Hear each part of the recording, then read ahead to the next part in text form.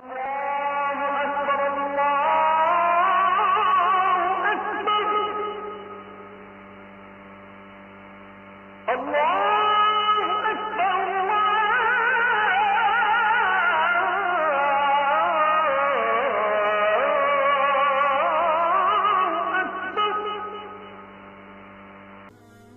খ্রিস্টানের কাছে আপনি কিভাবে দাওয়া দেবেন, সেই খ্রিস্টানকে কিভাবে বিশ্বাস করাবেন যে তাওহীদ অর্থাৎ আল্লাহ কেবলমাত্র একজন, আর আমি জানি যে এটাই তাদের জন্য অনুসরণ করার সঠিক পথ। আমাদের ব্যবহার করতে হবে মাস্টার কি।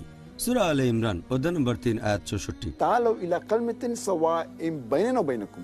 এসো সেই কথায় যা আমাদের ও তোমাদের মধ্যে এক। প্রথম সাদৃশ্যটা কি?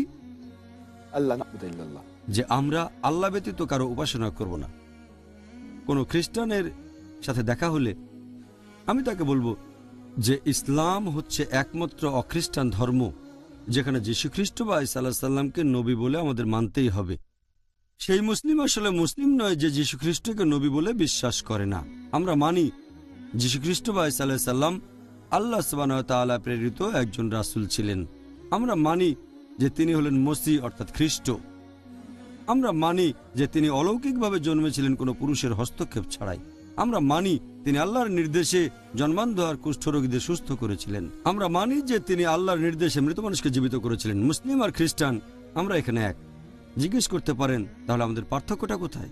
আমাদের মধ্যে পার্থক্যটা হচ্ছে এই, বেশিরভাগ খ্রিস্টান বিশ্বাস করে যে যীশু খ্রিস্ট বা ঈসা আলাইহিস সালাম সর্বশক্তিমান ঈশ্বর, নিজেকে ঈশ্বর বলে দাবি করেছেন। সত্যি বলতে যদি বাইবেল পড়েন, গোটা বাইবেলে আপনি এমন একটা অনুচ্ছেদ খুঁজে পাবেন না যেখানে যীশু খ্রিস্ট বা ঈসা আলাইহিস সালাম নিজের মুখে বলেছেন যে আমি ঈশ্বর অথবা আমার উপাসনা করো।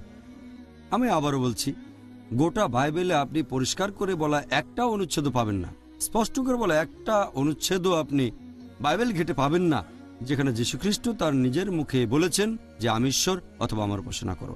সত্যি বলতে যদি বাইবেল পড়েন, যীশু খ্রিস্ট তার নিজের মুখে যেটা বলেছেন, গসপেল অফ জন অধ্যায় নম্বর 14 অনুচ্ছেদ 28, আমার পিতা আমার চেয়ে মহান। গসপেল অফ জন অধ্যায় নম্বর 10 অনুচ্ছেদ 29, আমার পিতা সবার চেয়ে মহান।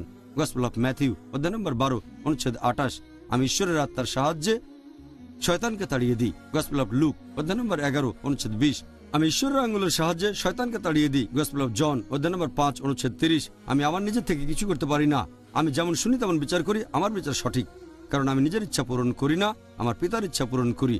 যদি কেউ বলে নিজের ইচ্ছা পূরণ করি না, ঈশ্বরের ইচ্ছা পূরণ করি, সে একজন মুসলিম। যীশু খ্রিস্ট বা ঈসা আলাইহিস সালাম বাইবেল অনুযায়ী ছিলেন একজন মুসলিম। এরপর আরো আছে বুক অফ অ্যাক্টস অধ্যায় নম্বর 2 অনুচ্ছেদ 22, হে ইসরায়েলবাসী তোমরা সবাই শোনো, নাজারেথ শহরের যিশু তোমাদের মধ্যে ঈশ্বর কর্তৃক মনোনীত একজন মানুষ। ঈশ্বর তাকে দিয়ে অনেক অলৌকিক কাজ করাবে না, তোমরা তার সাক্ষী থাকবে। ঈশ্বর কর্তৃক মনোনীত মানুষ, সে অনেক অলৌকিক কাজ করবে, ঈশ্বর তাকে দিয়ে করাবেন, তোমরা তার সাক্ষী থাকবে। একবার যীশু খ্রিস্টকে এটা নিয়ে প্রশ্ন করা হলো, এটা আছে গসপেল অফ মার্ক অধ্যায় নম্বর 12 অনুচ্ছেদ 29, তাকে প্রশ্ন করা হলো যে ঈশ্বরের প্রথম নির্দেশটা কি। যীশু খ্রিস্ট সেই কথাটাই বললেন যেটা বলেছিলেন মুসা আলাইহিস সালাম। এটা আছে বুক অফ ডিউটেরোনমিতে অধ্যায় নম্বর 6 অনুচ্ছেদ 4, তিনি বললেন, শামা ইসরাঈলু আদনাল হিন ওয়াদ নাইখাদ, হে ইসরায়েলবাসী, ঈশ্বর আমাদের প্রভু কেবলমাত্র একজন। ওহ মাশাআল্লাহ, জাযাকাল্লাহ খায়ের, সুন্দর